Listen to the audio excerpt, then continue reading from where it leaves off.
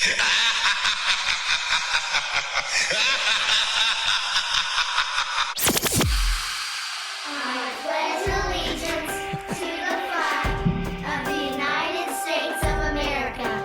the republic for which it stands. One nation, under God. Indivisible. With liberty and justice for all. Guns, self-defense, concealed carry. This is the Patriot Defense Podcast. From the War Room in Idaho's high desert, here's your host, Todd Echols.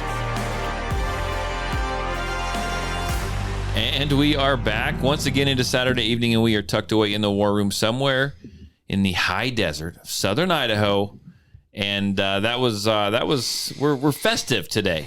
Sure. That was our shot at being festive. That's our evil, creepy guy laugh. You know, I think the only other holiday we've been festive for on this is Christmas. Yeah. We played some Christmas songs. Yeah. You sure we didn't do Hanukkah? Yeah, you're probably not Hanukkah. If we do Hanukkah, we'll get the Adam Sandler. Oh, yeah, that would be a good one. That would be awesome. But hey, the gunslinger is back.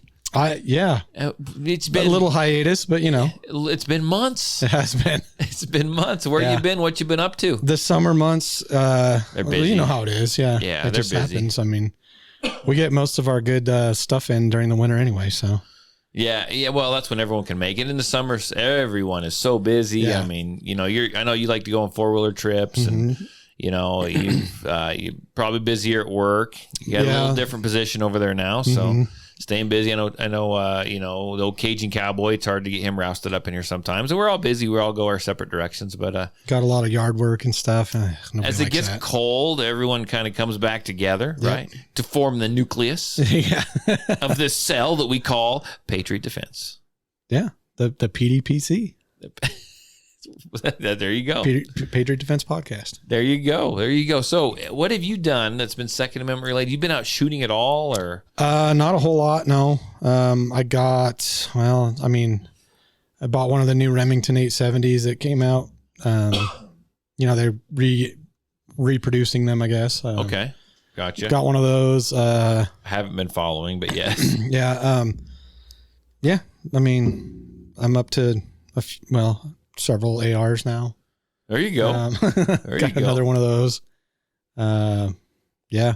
I've got half an AR. What do you mean half? Would you break it down? I got rid of my lower. Did you really? It's a long story. Oh, okay. It's a long story. So I only have half of one now. Oh, okay. That's cool. So what I have to do is I got to stick the rounds in the barrel, and I've welded a nail onto the end of a hammer, and then that's how I fire it. You just whack it. I whack it. That's how we make it go bang. All right, cool. Okay. So anything cool going on at the store? I mean, ammo, guns, anything, new coming in or out? No new guns as of really? Not like super new. I mean, we're getting in, I'd say we're getting stuff back in. It's just not, it's not like, well, guns are pretty plentiful now. Yeah, but it's certain ones are still a little hard to get. Right. But most of the stuff is coming back in. It's not consistent, but it's not there's not empty shelves. There's no empty shelves. But I mean, the run on people buying the guns obviously has slowed way down too, hasn't it? Well, yeah, we're still averaging probably about 8 a day. Really? I mean, that's okay. And that's pretty good. We're right. As of the 24th of this month, we'd sold 2,400 and some guns. Oh, there you go. So what guns are people buying? As far as handguns are concerned, what are they buying? A lot of the 365 SIGs. Those are really popular. X's flying off the shelf when you get them. The what? The X's. Yeah. You got the XL and you got the X. The XL and the X's. There's a lot of people looking for the manual thumb safety ones though. Well, I don't get that. Yeah, well, it's to each their own. Is it because it's the new gun owners? You think that's what it is? I think a lot of it is. Yeah, they just it's that nice fuzzy feeling inside. That's fine. I mean, you can train for that. Yeah. It's not a totally. The biggest thing is just remember, people, that there is no trigger fairy out there to steal your trigger. Yeah. So you don't got to keep reaching down, feeling that trigger. It's gonna be there. It's gonna be there every time. Damn that trigger fairy. Yeah. So so some of the newer guns that came out earlier this year. Okay. Yeah. like, go ahead. The Shield Plus and the Max 9 and some of those. What's the feedback on those? I really haven't had any of those come through my classes, but what's the feedback on those? I mean, are they holding up? Is there complaints? I think it took a little bit for the Shield Plus to kind of take off, but there's getting a lot more interest in the Shield Plus over the 365 and the Hellcat. Are they as gnarly? Have you shot one? No, they're almost identical size to a normal Shield. Are they gnarly to shoot as the Shield? Because the Shield's kind of gnarly to shoot. It's not as, I don't know. I didn't ever have a problem with the Shield. I don't know. I guess maybe it's just a first gen Shield. It could be, because mine's a first gen. But I really I think overall the guns on site, I've said it on here before and I'll say it again constantly. SIG P365, in my mind, that's the one. It's a good one. Guns, it's a very those sizes, that's the one. I've kind of, I'm not going to do it for a while, but I've thought about changing my carry gun. Ooh. Because I generally carry a Shield. But I do like the Shield Plus. It's the grip is just a little bit fatter, right, to accommodate that double stack. And I honestly believe if the Shield came out with that fatter grip from the very beginning, I would be all over it. I mean, I like that just a tad bit wider. And maybe that's because it is a little wider grip now, like you said. Maybe I would like it better because I don't like those thin grips. Right. Like, so maybe I would like it better. So maybe I should shoot one. Maybe you should borrow one from the store. We should take it for a test drive. Just take it, test spin. Yeah. So I may check something like that because that has me thinking. Now, well, anything else? I mean, what other firearms? We're getting a lot of weird shotguns, and when I say weird shotgun, well, I say weird because there's almost no shotgun ammo. Though. Everything coming out right now, shotgun wise, is made in Turkey. I mean, there's a bunch of Turkish shotguns running around out there now. Are they trying to bank off the Canik? Are they Canik brand? Are they Canik brand shotguns? No, they're not. They're Hudson or there's some weird one I can't pronounce. Right. And when we check them in, we have. I'm yawning. You're not boring, I promise you. We have fun trying to check those things in because you got to put in your manufacturer and you got to figure out who the importer is. It's quite a chore sometimes. Trying to get all the information right, just in case we ever get audited. So I'm trying to think. I've got a little update on my VP9. Oh, which VP9? The one I carry. Okay. So it's the old lower, the new upper. Right. And I combined them to make one. So, I put that aftermarket trigger in that I was really happy with. Mm-hmm. I don't, for two things. I spent a lot of time in the last 3 or 4 weeks, on these women's classes, and a lot of classes I had, talking about trigger reset. I only have a month left of the Women's Shooting Academy. And so I'm really trying to just let them free shoot a little bit, but really focusing on trigger press and trigger reset, trigger press and trigger reset. Yeah. And I'm finding that there is stock guns out there that have a better, even though that trigger is good, that to me, unless the trigger has changed some, which I think it may have a little bit, but has a better reset than. Oh, the reset. I got what you're saying. So let me talk to you about this though. So the little safety thing in the middle of the trigger? Yeah. The tip of mine broke off. I don't know where it went. It's metal. It just broke. I wasn't there when it broke. I just picked it up one night and went, what the hell? Huh. So now you have to make sure your finger is kind of in the center of that trigger. Oh, you can't ride the bottom of it? Yeah. Yeah. Huh. I'm a little irritated. Bringing up trigger reset. It still shoots, but go on. Yeah. It's amazing when I show people at the counter about the trigger reset because they always talk about, that's such a long, the uptake in the trigger is so long. And I'm like, yeah, well, here's the thing is once you fire that first shot, if you do it right, if you practice, you won't have that uptake anymore. I explained that to people, and I've had 2 people, and it's a good question. Mm-hmm. They mistake that when we talk about that a little bit with a striker fired pistol. They mistake that. So is that double single? No, it's not. But if you think about it, it's damn close. It's close, yeah. I mean, it's kind of the same idea, but it's not. Yeah, it's still double action essentially because but two actions happening. But you know, if you do it right, but most people don't know how to do it right to begin with. They have to be taught that. Yeah. So here's something I had. Can you not hear anymore? It's gone dead on me, so I'm gonna switch them out really quick. Oh, okay. So I had two people show up for a class on Friday. We were doing the behind closed doors class, and they had two Performance Center M&Ps, 9mm. I don't know if they were the actual. You have to go to the front. Oh. I don't know if they're actually 2.0s or not. I don't believe they were the 2.0, but they were Performance Centers. Beautiful guns, right? They all run well. Well, the lady, she's been taking my women's class all summer. And so I know that gun and I know her, and her husband showed up and he has the exact same gun, just minus the red dot. And we were talking about trigger reset, and we were talking about all that stuff. So when you find trigger reset, and maybe you correct me if I'm wrong, I've never had a gun, I've never seen a firearm where when you're finding trigger reset, you don't get that audible click or that feel, right? His does not have it. Oh, really?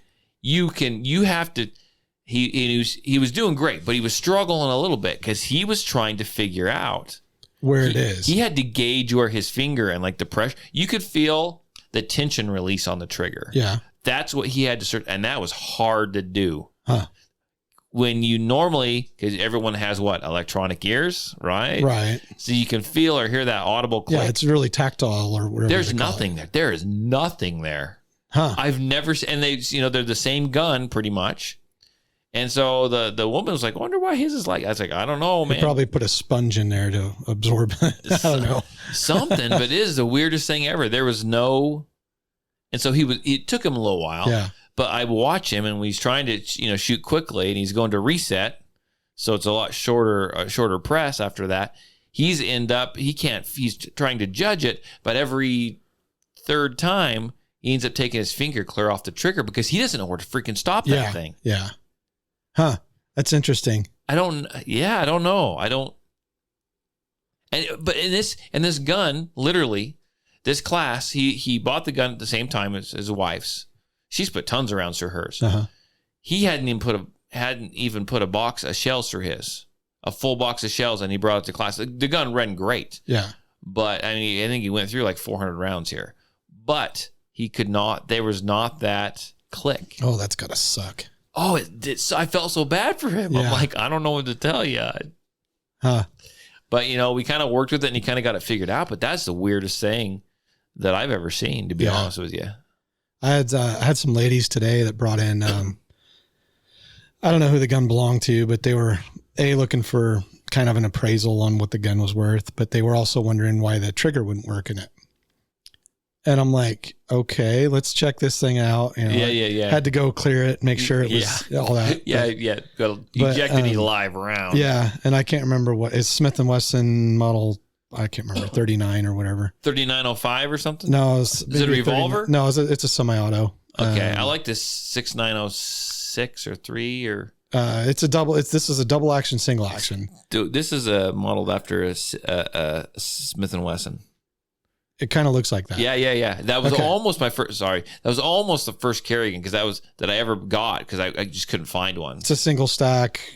Anyway, I think it's 3902 or -2 or something. Yeah. But they were wondering why the trigger just didn't work on it. And I kind of ran it through the paces. I pulled the hammer back, still didn't work. Decocker worked great. The hammer goes forward. I'm like, okay, wait a second.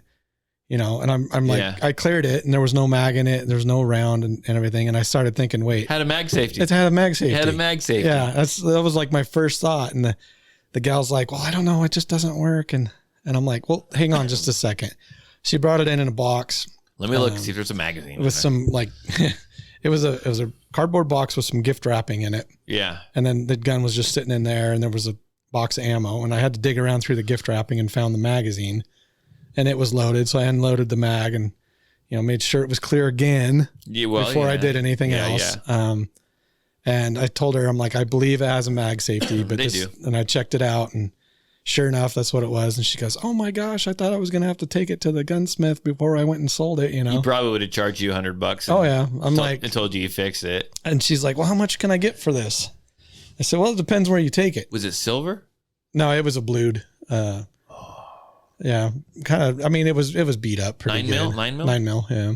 I probably would have. How much did you tell her? I told her I would start just judging by what I was seeing on the internet. Right. This one was pretty rough. $400 to $600. I said about 450 to maybe 400. I'd have given her rough. 3 out the door. Yeah, well, that's probably more than like Reds or somebody would have done. So, but I told her that you're better off doing a private sale, probably for money wise, than to go to someone and have them. Did you get her card?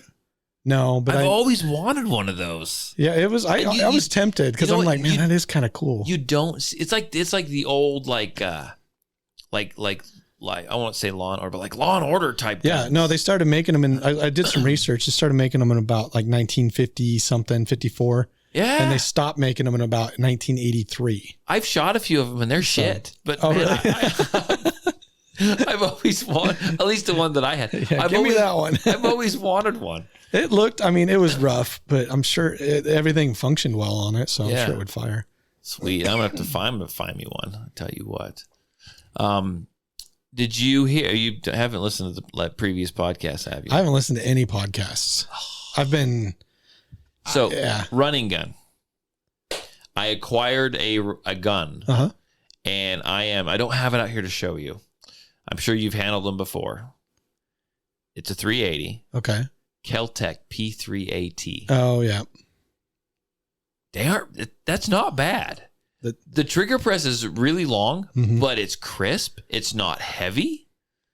Does it fit in my hand? Worth of crap.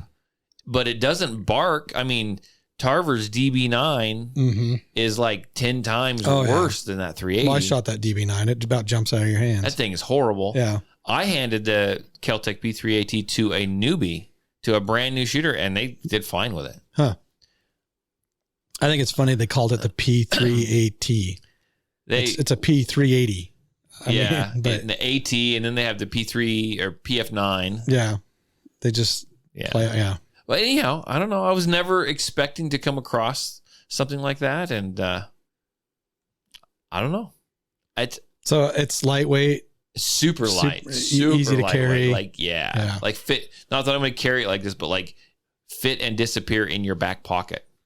Small. Yeah. Just slides right. I need to get me a nice nipple holster. Nipple holster. Something up there. I don't know. Yeah. Okay. Did they make such a thing? A chest rig, maybe? I don't know. Chest rig. I don't like being. Get one of those belly bands. There you go. That's probably the way I should go. Yeah. Hat holster. There you go. Hat holster. Strap it to right where your flashlight sits. Just strap it like right next to it. Sweet. Yeah. Just however you got to do. I don't know. Like this. Maybe a belt buckle. Anyhow, I was kind of impressed. I thought that thing was going to be just gnarly to shoot, but it's not. It's probably not because it's just a low, Oh, well, even I've had there's Ruger 380s that are horrible. Yeah, but they're tiny. They're about like that DB9 size. This one's going to be a little fatter, so not a lot. You don't think so? I think it's No, I've got it in the house. It's thin. Oh. Huh. It's thin. But I got like missed 2 fingers hang off the bottom of it. Yeah. It's little. I was ringing steel with it. The sights suck. Oh yeah. The sights suck bad. Get that fingernail polish. I need out. to see if we can get a red dot on there. Oh, jeez. Do they make like a micro red dot? Just get some rubber bands and just rubber band it on there. There you go. Whatever. Bubble gum. So no other cool stories from the. Oh, there's probably some, but I can't remember them. It's one of those things where, when I leave for the day, when they happen. I just leave it there. Yeah. Otherwise I'll dwell on it too much. Yeah. I hear you. So, I'm trying to think if there's anything new. Well, I opened up my women's courses for next year, my women's shooting academies, and it's very interesting around here. I'm not picking on this area. I find it fascinating. So, and I guess I can understand this, but I made what it's called landing pages. So it's like a separate website, but it's just a page. Yeah. It gives a description, everything in it, gives a spot for people to sign up, right? And I made 2 of them this year, beginners and an advanced, because I found that and I talked about it last episode, there's people that want to move on. There's people that are fine just shooting and maintaining, and that's fine. So I made 2 of these landing pages and places to sign up. And you have to go, when I put them on Facebook, you have to go there and click the link. It gives you all the dates. It gives you, have you seen them? Have you seen my landing pages? I think you've posted maybe that's not what it was. Well, I'm going to pull it up because it's actually pretty cool. I think they are. I was really excited about it. So pull it up here. So scroll through that. I created that. I made that. And so I posted those links up on social media for those who wanted to join. Isn't that cool? That is cool. At the very bottom, you can sign up and you pay for it and everything right there. It's nice. It's pretty cool, right? Oh, yeah. Yeah, I put some time and effort into that. And anyhow, I did 2 of them. I can't get anyone to click on the link. Not that people don't want to take the class, but I can't get anyone to click on the link, right? I have a quick description of it. I put it on there. And no one clicks on the link. But so what I did is I just made a flyer like I did for the last one, throw that up on Facebook, and my phone lights up. Oh, wow. I can't figure out the marketing for this area, right? There's nothing wrong with this area. I just can't figure out the marketing and what triggers people. I can't. That's pretty legit. It is. I built that myself. There's only one thing on here that I would question. What? It says you also run a successful podcast. It's in certain people's eyes. So I don't know, it's just interesting because then they call me and say, well, I saw that picture you posted and I want to join. I said, okay, well, here, go to this link. Yeah. And then they'll go to the link. I don't know, whatever. Yeah. It's just funny how it works. I bummed out for 3 days. No one's signing up for my classes. And then I change it up and all of a sudden people are calling me. That's good. I'm not complaining. No, that's cool. I just think it's interesting how it works. That's really neat. Actually, I kind of like that. I thought so. Thank you. Yeah. You appreciate my hard work. That's pretty legit, I must say. Yeah. Yeah. Yeah. I built that. It only took me forever. Okay. Which one of your kids did you have help you? Nobody. Oh, wow. This is actually what I have invested my time into this summer since it was kind of slow. Yeah. So I went online and I took some Zoom classes. Oh, okay. From this, you've probably maybe heard me talk about it, some Zoom classes from this guy who runs a successful shooting school down in San Diego. And he's into marketing. And that's what he started out doing before he did his shooting school. That's cool. And he used to do marketing for Porsche and stuff like that. And so we learned how to do all this stuff. So it's pretty cool. And I think if I was in a bigger area like San Diego, I know how to market on Facebook now. Yeah. Serious market, not just put up an ad. See, folks, it's never too late to learn. You can teach an old dog new tricks. but where that old dog lives, they've got to be open-minded to it. True. Yeah. So anyhow, no, I don't regret the class. I learned a lot of cool stuff. So that's cool. I'll just keep kind of pouring it to social media and see what happens. I don't know, but anyhow, let's get on to bigger and better things. Let's talk about The View. Did you ever think we'd have a clip or talk about? We've talked about The View. I get mad when I talk about The View. Yeah. So I've got to actually have a clip. Okay. An audio clip that we're going to listen here. That before everyone just says, "Oh, they're going to play something from The View," and shuts the podcast off. And don't get pissed off at me. You need to take a minute and take a listen. Yeah, it's the first time I've heard this, so take a listen. We recently talked in Hot Topics about how more black women were becoming gun owners, and you just became one of them, Sherry, didn't you? Yes, I did. I bought a 9mm. Why? Gun because, well, I don't know why you laughing, but during the quarantine, I felt really helpless, Joy. And we're talking about depression. I felt like Jeffrey would look at me like, he was so scared. I get these little alerts in my neighborhood app about it's going to be a march through the neighborhood. And I started feeling like, how am I going to protect my son if something happens? And I got some of my girlfriends who are actresses, and we all went to a gun shop in California. There's only 2 black-owned gun shops. I think it was a Redstone Firearms, Geneva and Jonathan. And they lean really hard on the whole black aspect of it, on the race aspect. So just prepare yourself for that, and you'll see how it kind of takes a turn. But so far so good, right? I would never expect to hear Right. this on The View. Yeah. And you could tell if you go to YouTube and watch the clip, like, I mean, they've talked about it before, but you can still, the other co-hosts are like, what? And even the crowd didn't believe it. Now, correct me if I'm wrong, but this is I know it's the Joy Behar or whatever. Joy Behar is on and there, yeah. Is it the Whoopi? Is this the one? Whoopi's not on there. And she used to be, but I don't think she's Okay. on there anymore because she's not on this episode. Gotcha. So we'll continue. And we went, and I felt very empowered when I bought this gun. I took lessons. I took the test. I go to the range with my girlfriends like every other week. And it just makes me feel like at least if something happens, I can protect my child. So here we go. We got a woman from The View who was in the past, I think, very anti probably gun. Yeah. Tell what happened during the lockdown, what happened during COVID. We've talked about it all the time. People get sick of hearing it.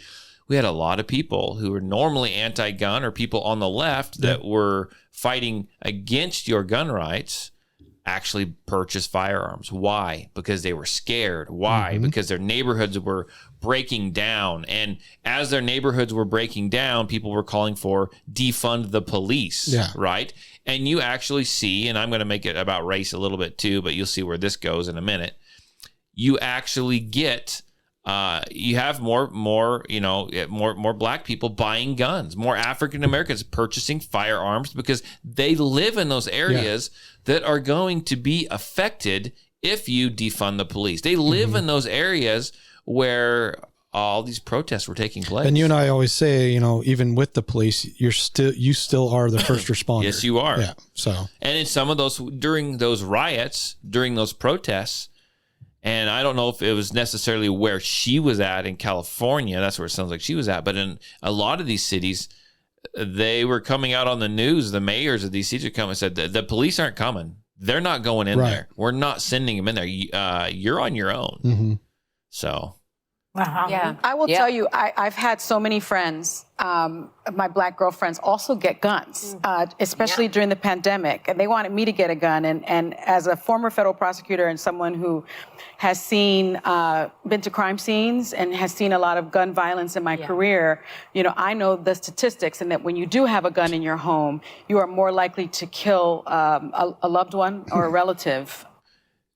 So, okay, where did she get those statistics from? Well, those statistics, I don't know if I buy them, but here's what boggles my mind. Cracker Jack box. Here's what boggles. As a former, and I don't have this woman's name, as a former federal prosecutor, right? Yeah, prosecutor, yeah. Prosecutor, I'm all over that. Prosecutor, she's seen the violence and gun violence. As a former federal prosecutor, you should see the reason to own a gun. Yeah. Because you're dealing with scum. You're dealing with garbage. You're dealing with crimes. I mean, this absolutely makes no sense. If you see what potentially can happen, then why aren't you, taking, responsibility, taking...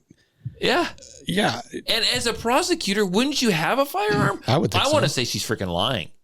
Yeah. I want to say that she has a gun. That's what I want to say. I think she has a gun and she's not letting on because she doesn't want to sully her whatever appearance on The View in front of her friends. Because how can you be a prosecutor and not get threats daily, if not, weekly? Right. I mean, yeah, come on. Here's the thing. She either had a gun, okay, and if she doesn't have a gun, guess what? She was protected by people that had guns. That's true. I was about to say that. She's probably got arm protection. So she wants to do what? She wants to subcontract her violence. Yeah. Yeah. Absolutely insane. That's what all the elite, not that she's elite, but that's what all the elite do. And I guess if you're striving to be elite, and I'm sure these women that are on The View think they are the elite. You just call rip. That's what you do. You just call rip. Yeah. Yeah. But, they don't want you to have firearms, but they're okay. And they don't want to have firearms, but they're okay with people protecting themselves with firearms. Right. Just like locally here over the last legislative session here in Idaho, when there was a bill that was going to allow people who had the Idaho Enhanced Concealed Carry Permit to carry in schools. Yet they voted it down. Up in the state house, they voted that down. The people who are surrounded by armed officers, security officers, voted down. They wanted, this is what they said, they said, I forget, one of our local guys here in the Magic Valley, I forget what his name is. If Forrest is here, he could tell you. Yeah. But he said the sign that says no weapons allowed on the outside of the school was enough. That was enough to keep our kids safe at schools. Oh. But they needed security, right? They made this decision surrounded by armed security. Because that's obviously worked before. To protect them. Not to mention that at the State House, at the Capitol building in Boise, you can walk in there armed. Yeah. They do not stop you. Yeah. And so how much? There's another thing we're going to talk about that has something to do with that too. How often has there been a shooting up there? Right? It's, we got a little off track, but just recently. But anyway, we'll get off on that. not in the State House, but not in the State House. There is a link to that though. Yeah. So, but we'll get into that later. Pretty interesting. So anyhow, we'll jump back. We'll jump back on the right boat now. And the suicide rate goes up in your own home when you have a gun. And I understand about the training, but I will say, when I asked them, why are you getting a gun? One said, I Googled Civil War and 2020. One said, it's the propensity of certain people to initiate violence when they don't get their way. And in the article that we were given, it said, when you are being targeted, you hear stories like Breonna Taylor and Sandra Bland, and you have these incidents going on all across the country. You want to know you have at least a chance of survival because some people are radical. And I think we have to remember that the FBI has made it clear that the... I'm going to come out and say, you want to protect, and it's good, those people she's talking about that have guns, everyone has their own reasoning, but I don't like what she said there. So she slipped in that people are buying guns because they want to protect themselves from people who are radical. I want to say that guns are such a commonplace item anymore, and it is our Second Amendment right that if you choose not to have a firearm, you're the one being freaking radical. Yeah. And correct me if I'm wrong, but Breonna Taylor was not targeted. I don't know how she uses that as wasn't that the no-knock warrant? Yeah. How is that targeting? I don't know. You haven't heard, they're just waiting to steer the ship. She just was in the wrong place at the wrong time. They're waiting to steer the ship again. Hang on. White supremacy is the most persistent and lethal threat to the country. And I think that is why so many black women and black people in general are now arming themselves. White supremacy. Okay. And I don't want to talk race here, but I think that's the worst thing in this country right now. That's the worst thing in this country right now. I don't know about that. Yeah. But I still believe that in this country, our readiness to sort of allow arms to be purchased at will and fired at will has led to violence and hatred becoming a really popular. Can you go into Twin Falls and fire a gun at will? No. Yeah. I don't know who Will is. No, just kidding. Yeah. But no, you can't. You can't just go around doing desk pops anywhere you want to go. I mean, you just can't. That's illegal. Yeah. That's not how it works. That's reckless endangerment. I don't think you think that. Yeah, it doesn't mean what you think it does. Let me just give you a piece of information. Okay, because I'm a big gun control person. Back in the 60s, the NRA fought alongside the government for stricter gun regulations. Why? Because there was an effort to keep the guns out of the hands of African Americans as racial tensions grew. Yeah.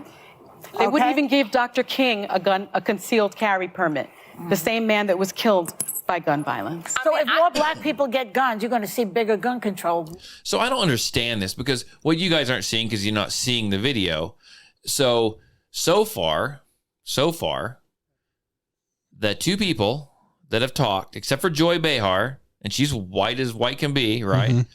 Are African American. They're two black women are the ones speaking. The one that got the gun and the other one that was a federal prosecutor used to be. She's a black woman, right? So she was totally against it. Now she's jumping to the point where she's saying, and they wouldn't let African Americans have firearms. They kept firearms from them.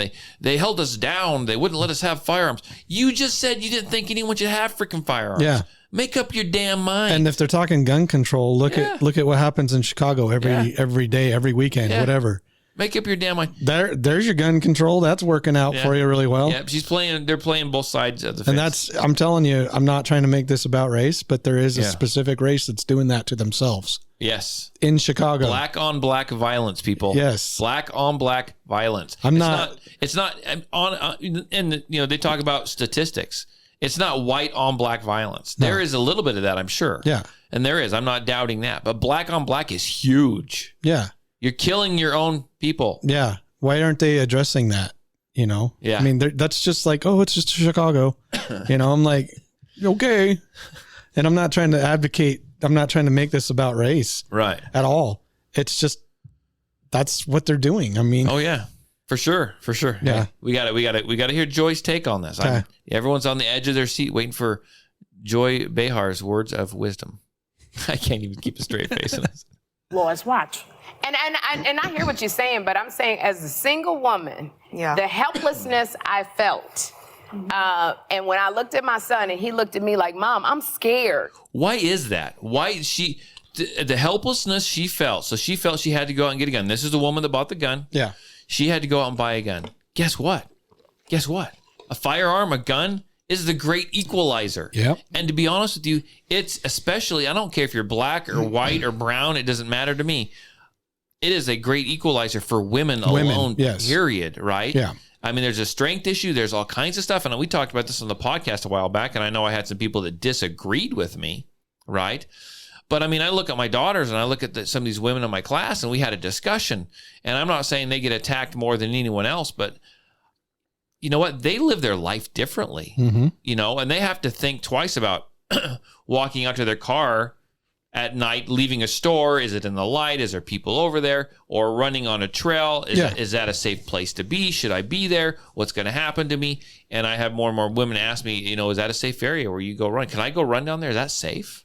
You know, and well, I don't ever have to think about that stuff. She was just talking about her kid. Yeah. Like, you know, how's she going to protect her kid? Yeah. So there you go. Yep. There you go. Yeah. I knew physically I'm not able to combat. I take self-defense lessons. What do you think, Essie? I'm a gun owner as well. And you don't have to sell me on the empowerment I feel. She's knowing white. how to use firearms and having firearms. But it breaks my heart that so many people in this country feel so unsafe. That women feel unsafe from men. That black and brown people feel unsafe from the police. That Asian American people feel unsafe from discrimination, that kids feel unsafe in their cities. I mean, that breaks my heart.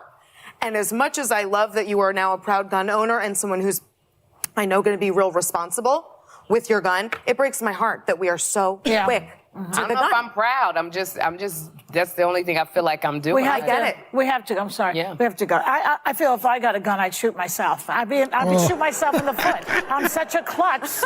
Keep it in a place where I keep my gun. I keep my gun next to my in the drawer next to my special toys. So if you come in my house, you're gonna get a happy ending or ending. So okay. So we missed, and I guess I got to talk and kind of passionate right in there. I missed the part.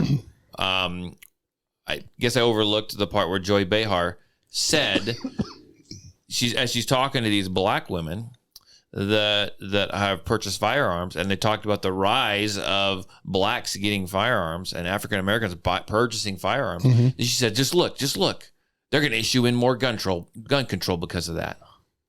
Yeah. No. They're trying. No. They were trying to before any of that. Everyone was created by God, and it's a God-given right to be able to defend yourself. Yeah. With a stick, with a gun, Regardless with a rock, of your with a match. Regardless of your upbringing, it doesn't matter about skin color, your creed, your ethnicity, anything. Your sexual preference. Yeah, none of that matters. It's all everyone's right. Everyone's. Yeah. So I don't know. That was a fascinating clip to me. I never thought I'd hear something like that on The View. Yeah, that is crazy. On The View. And I think that those other women that were talking to this woman that bought this firearm, I think they were having to like backtrack. And if you listen to them talk, they had to figure out how to get around it and make it work and get back to what they are consider their core values. Well, they didn't want to downplay the woman that got the gun. You know, they didn't want to take that away from her. Yeah. But at the same time, they were trying to get their point across still. And good kudos to the woman who bought the gun, because you know what? She did it right. Yeah, she went to a gun store. She's training. She goes and shoots like every other week. Yeah. That's great. That is great.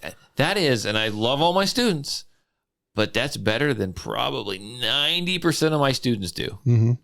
that she's going out and she's doing that. She's a responsible gun owner. I think that's absolutely fantastic. Mm-hmm. So for sure, hopefully she'll raise her son up to be the same way. Exactly. But I don't know. That was a good clip. That's probably my favorite clip that I found for tonight's show. That was a good topic especially where you have,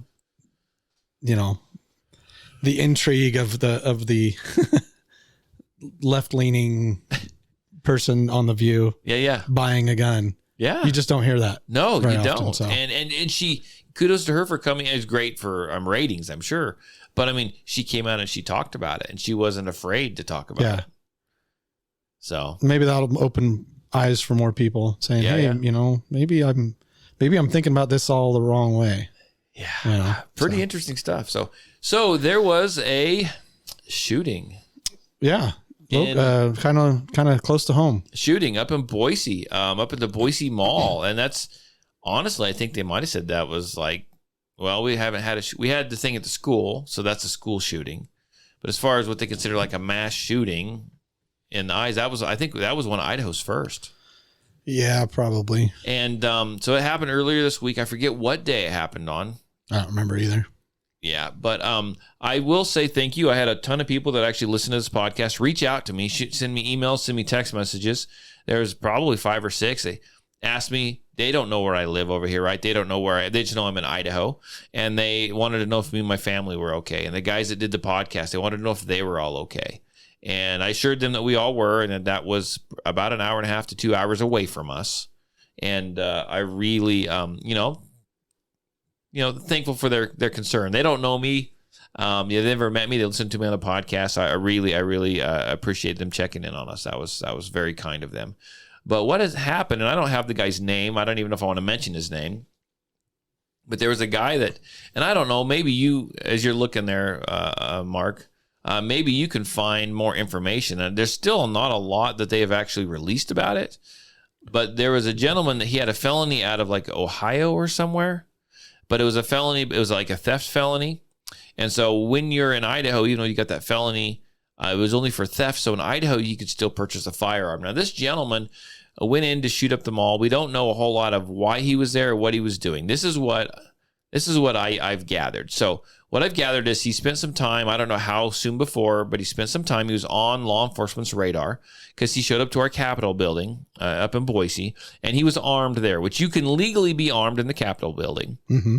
He was armed. He went in there, and he was wanting to talk, him and his friends, whoever, he was wanting to talk to the governor. I don't think he ever actually made it to the governor, but he wanted to talk to the governor about letting people know that if you are a felon in the state, if it's not a certain kind of felony, that you can still own a firearm. There's some Idaho code that, Yeah, and you wanting people to be aware of the code. Now, this guy was very racist. He had a Facebook page. He was very racist against everyone but who he thought the whites.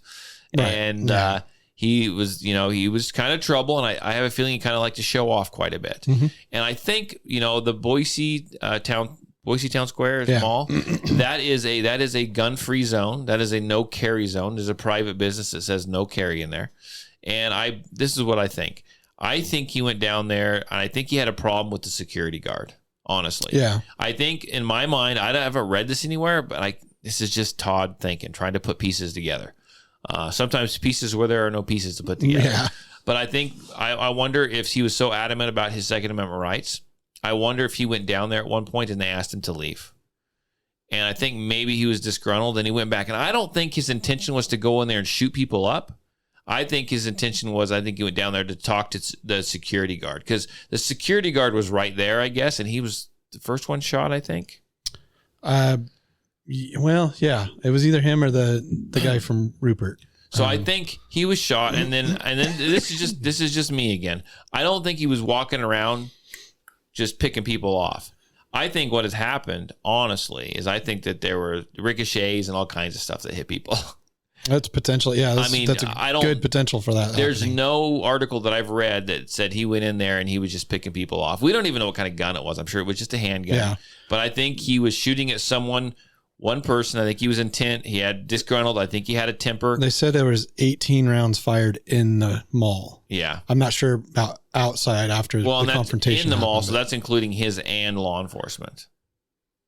Or law enforcement? No, he fired 18 in the mall. And then he met the law enforcement outside the mall is what I understood. Okay, gotcha. This was on Monday, by the way. So, I mean, I could be wrong. This may be just, like I said, I have a feeling he went there. I think he was disgruntled. I think he was having a conversation or wanted to make a point.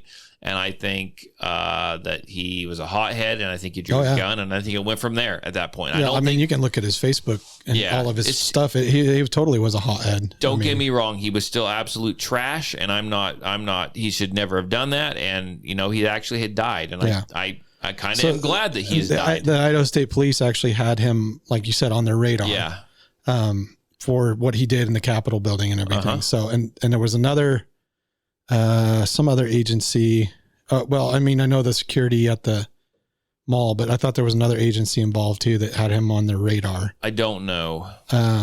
Anyway, they were watching him. I don't know if they thought that this was going to happen like this, but they were definitely looking for him or looking at him, I guess. And I think it's interesting too, and we've talked about it before, and I don't know if this is a product of the exponential growth that we've had here over the last year. I want to say 2 years, but really over the last year. I don't know if this is a product of that, but we have talked about it as the population grows, especially in Boise. Boise is bursting at the seams. Yeah. In fact, Boise is listed as the second highest priced place to live in the country right now. Yeah, but it's one of the fastest growing too. Yes. And, as you get that and you get more crime because more people are coming in, right? And you have an economy that's not doing great, right? Yep. And so then you get people who are more desperate. And I'm not saying that's what caused this, but I don't know why the guy came to Idaho. I don't know if it's because we had that law in place that he could carry his firearm. I have no idea. But I think we're going to start seeing more and more of this type of stuff as unfortunately, because in the last people move in. The last 12 days, there has been 5 officer involved shootings, I believe, is what they were saying in Idaho. I know in Boise. Really? Yeah. And I know just a couple days, the day after, or a couple days later, I know on Friday, Mountain Home, which is just a little ways up the road, up the interstate from us, they had a school lockdown before school even started, and then there was a threat made in Jerome. Yeah, which so is that just was across the canyon. that was like a mass thing that went out over like social media to all the schools. Yeah, well, a lot of the schools. It originated in Florida, and it was a fraudulent thing. It was a fraudulent thing. Okay. Well, you never can. You never know, though. Yeah. You can't be too safe. Sure. Yeah. So I don't know. It's a scary deal, man. I mean, we've had one school shooting this year. Plus, in that same school, another gun was taken there. So a second time, there was not a shooting. Mm-hmm. And then there's this all of a sudden. This stuff doesn't happen in Idaho. No. It does not happen. This proves a point. Why you need to be ready. Why you need to, think about prepare to protect yourself and your family. Because you never know when something like this might happen. Yeah. And I'm telling you, they are looking. You need to be able to prepare yourself to be able to protect yourself. Yeah. Get that out. It's like freaking tongue twister. Yeah, that's a lot. But you also need to go ahead and know when you need to stand down and when you need to be careful. Mm-hmm. And because later on that same day or the next day, actually the article came out that same day, there was some, and I don't know who it was. It was some society, and I could try and look it up. But there's some right-wing type meeting going on up in Boise. And this guy was talking, and this guy stood up, and they're talking about everything that was going on. This guy stood up in the back, and they gave him the microphone, and he wanted to know when they could start shooting people, when he could start killing people, when enough was enough with our country, when we're losing elections, they're stealing elections, they're doing this, they're trying to force the vaccinations on us, they're raising gas prices, they want to take our Second Amendment rights, and he actually flat came out and said, when can we start killing people? Jeez. You have to be careful. That's an end to a means, like an end to it all. Well, you have to be careful right now because everyone's so on edge. And the left, the government, right, they want your guns, and they're trying to get them any way that they can. And be honest with you, they're having a hell of a time doing it. And so they would love, and they're going to push, they would love to have someone come in and do something and go off and just go crazy and start shooting people or rise up or something stupid, so they can come in and say, just give them reason. We need to take your guns. You guys can't have them. You're not responsible with them. Can't handle it. Here's martial law, and this is what we're going to do. Right. Bye-bye guns. Ooh, they're bubbly. So, I don't know, man. Be careful. It's out there. It's coming. And the more, I hate to say it, but it's a lot of the stupidity that's causing it. I mean, I don't want to speak for the people at the hospital. I don't want to speak for law enforcement, that met this guy in the parking lot, and the hospital people that, took him in when they brought him in. To me, when the guy died, I was like, okay, good. Yeah, no one cared really. We don't have to deal with the rest of it. I mean, the not people, going to cost us any money. There's no trial. The two people that were killed, I feel very bad for them. I feel bad for their families. I'm very sympathetic to their, what's happened, and the people that were shot, the officer that was shot. Very sympathetic. I hate that happened, but the guy that did it all is dead now. And that's, sorry to say, but that's the best thing that could have happened. Oh yeah. So yeah, for sure. I think so. I mean, he doesn't get his little 15 minutes of fame. Nope. He doesn't get to make a point. He doesn't get to do any of that stuff. Yeah. Right. He doesn't get to rile up anyone else. He's done. It's over. It's gone. Yeah. And I don't want, I don't know. I know you have to take the oath when you're in the health industry and, doing that stuff. If that guy came in after doing what he did, I'd have just been like, We fixed him up. Let's just give him the COVID. Yeah. I'm just like, put a few stitches in him. He'll be all right. I don't know. I know that's a wrong way of thinking, but why should somebody like that get help? Sorry about the cough there. Yeah, no. You got me all excited. And don't talk about coffins this close to Halloween. That's right. So, let's talk about, we talked about it before. Let's talk about that what's that actor's name? Alec Baldwin. Alec Baldwin. One of the Baldwins. Yeah. So some more information came out. So the SAG. Yeah. The Screen Actors Guild. I found some articles talking about, whose fault is it? That's what everyone's been asking me, right? Well, it's Alec Baldwin's fault. It's a lot of things that led up to it. I think there's a lot of, But officially it's the person that pulled the trigger. Yeah. They're the one. They're ultimately the ones responsible. Yeah. He should have safety checked the gun. He should have done this. He should have done that. You know your target. You know what's beyond it. Yeah. All of that stuff comes into play here. Yep. And so I was actually reading an article, and people are asking me, how could a blank round do this? Well, I read an article where law enforcement was talking about how when they showed up, they actually found live rounds. They found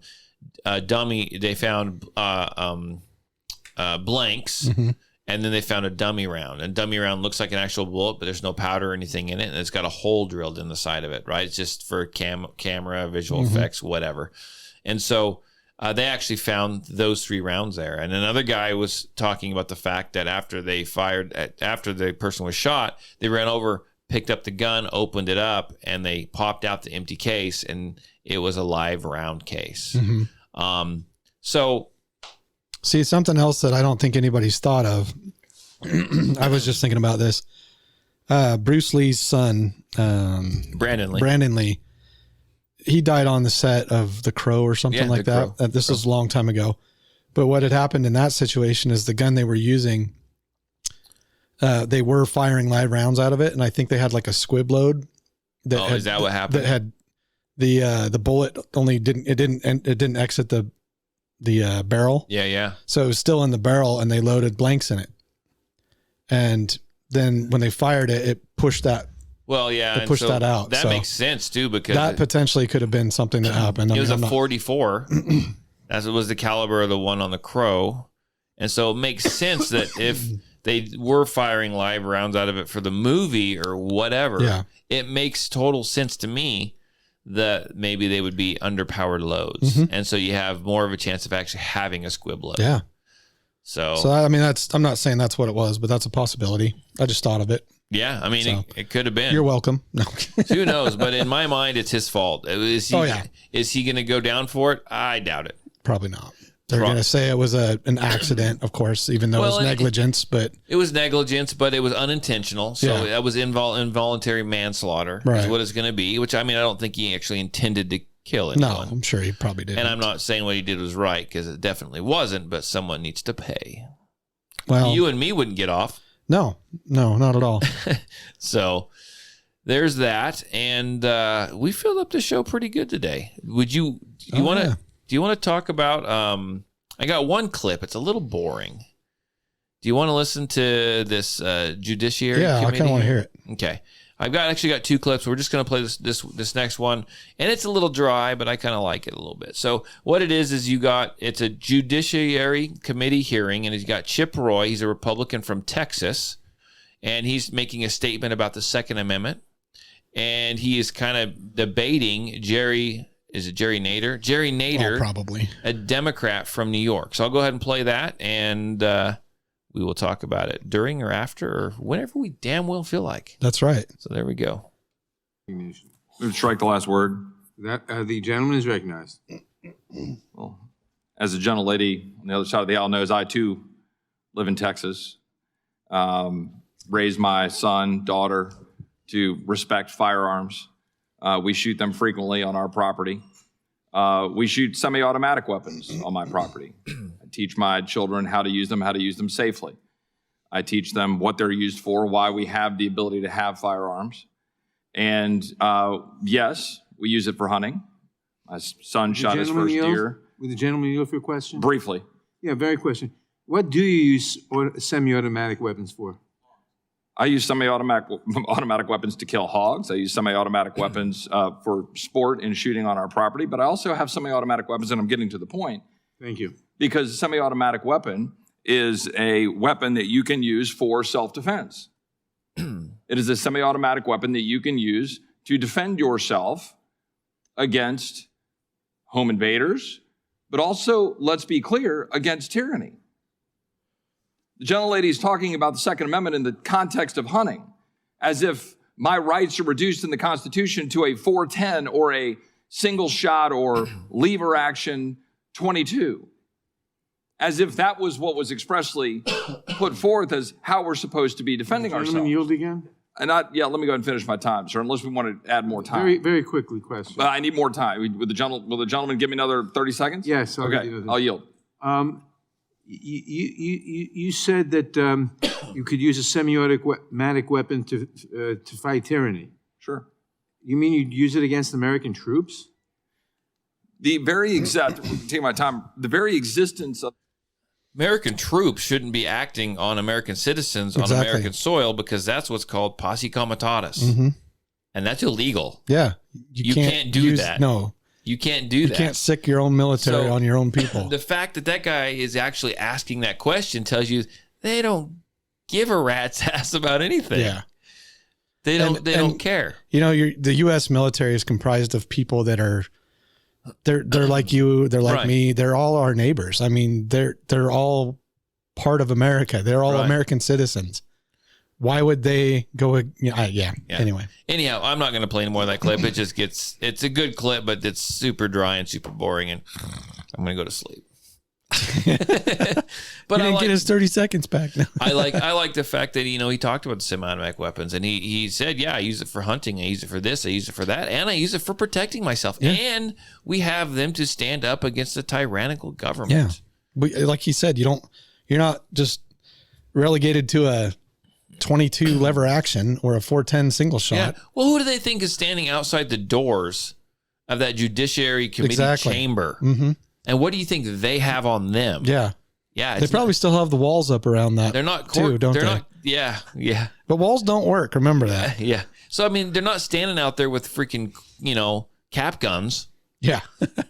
I mean, they're semi-autos, Don't right? make me go bang. We're past the days of old revolvers, too. This little thing, this flag is going to come out the barrel and say bang. So protect your right, stand up to them, because what we got going on right now in my mind is a tyrannical government, and they're getting more and more tyrannical every single day.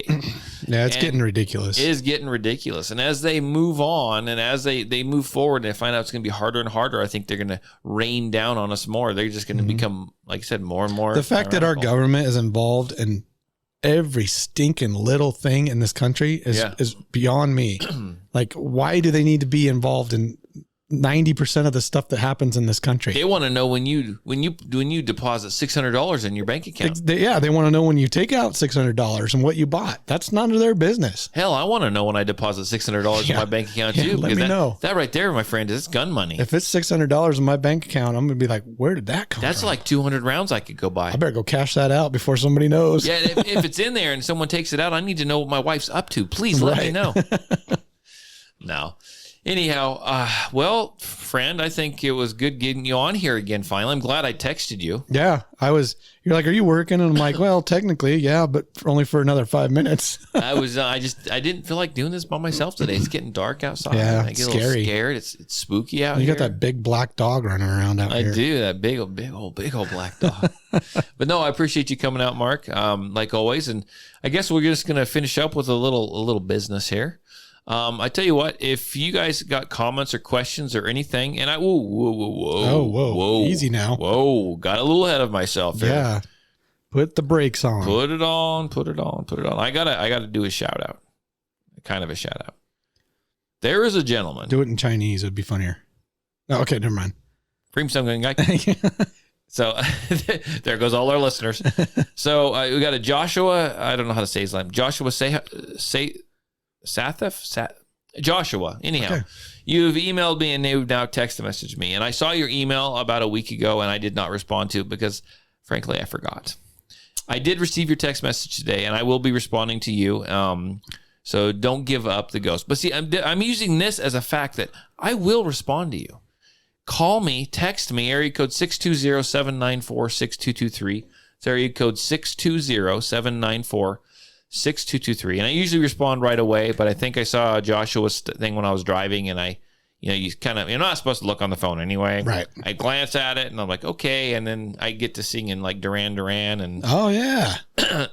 Phil Collins. And then I freaking forget by the time I get home. 80s music is the bomb. That's right. A little bit of Madonna. I'm getting now. But anyhow, so call me, text me if you got a story, you got any questions, you got any comments, I will respond. And I want to say thank you if you're watching this on YouTube Live. It's been kind of dead tonight, and I was wondering why. And I think it's because people are out trick-or-treating. Oh, that's a good point. I didn't think that. Good point. Yeah. So I tell you what, you gather up all that, your candy corn, and you can sit down when you get home. Bring it to me. You like candy corn? Oh, I love candy corn. I hate candy corn. Oh. So I picked all the dark chocolate out of my I don't even have to do anything. I love dark chocolate. Oh, okay. If I get any, you can have it because I hate dark chocolate. Do you? Dark chocolate, yeah. Will you save it for me? If I get any, yeah. I usually don't ever get any. So. Love dark chocolate. It's all yours.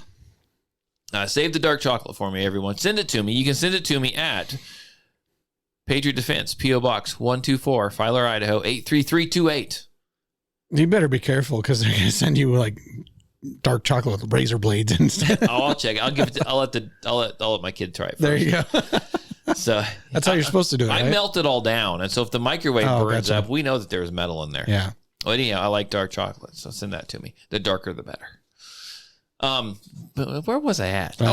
Thank you for watching YouTube Live. Share it with your family and friends if you want to help. That would be fantastic. Thanks for listening to the audio version of this as a podcast.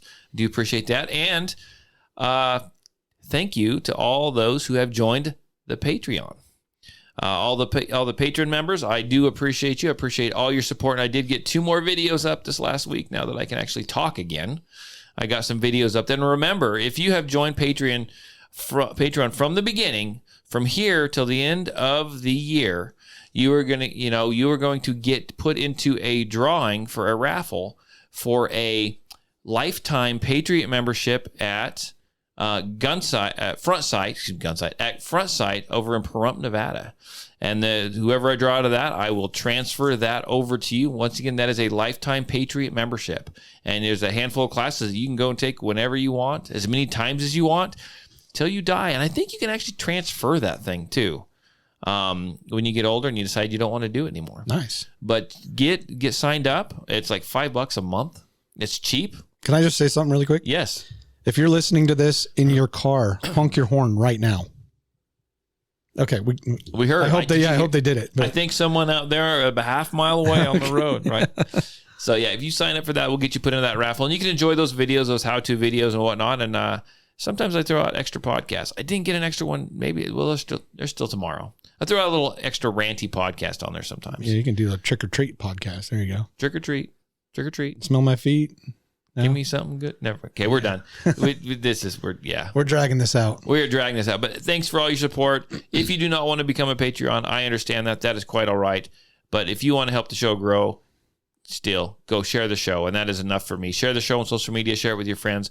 All that good stuff. Subscribe to YouTube. All that good stuff. I'm going to quit talking. I think we're going to go. I'm going to go see if my kids got any dark chocolate. I wonder if they went anywhere today. Dang. But until then, we will see you guys. Yeah. Next week. Bye.